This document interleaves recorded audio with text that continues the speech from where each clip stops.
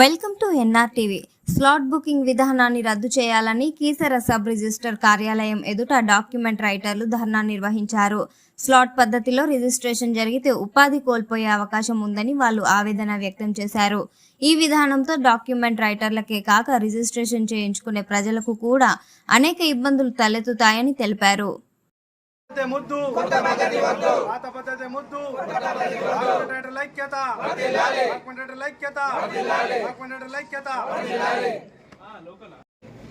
Document writers association తరపు నుంచి మా విజ్ఞప్తి అటు రేవంత్ రెడ్డి గారికి ఇటు పొంగులేటి శ్రీనివాస్ గారికి తెలియజేసేది ఏంటంటే మాకు కానీ ఎటువంటి అన్యాయం జరగకుండా చూడాలని కోరుకుంటున్నాము.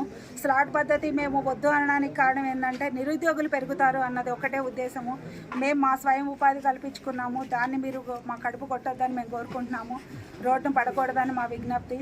అంతే, అప్పుడు కేసీఆర్ మొదలుపెట్టిన కూడా మేము చాలా పెద్దగా ఉద్యమం చేశాము. ఈసారి కూడా మేము వదిలిపెట్టే ప్రసక్తే లేదు. ఏది జరిగినా కానీ మేము పెద్ద ఎత్తున ఉద్యమం చేస్తాము. ఇది చిన్న దాంతోనే పోతే బాగుంటుందని మా ఉద్దేశము కాదు. పెద్దదయ్యేంత వరకు మీరు చూస్తామంటే మేము కూడా రెడీగా ఉన్నాము.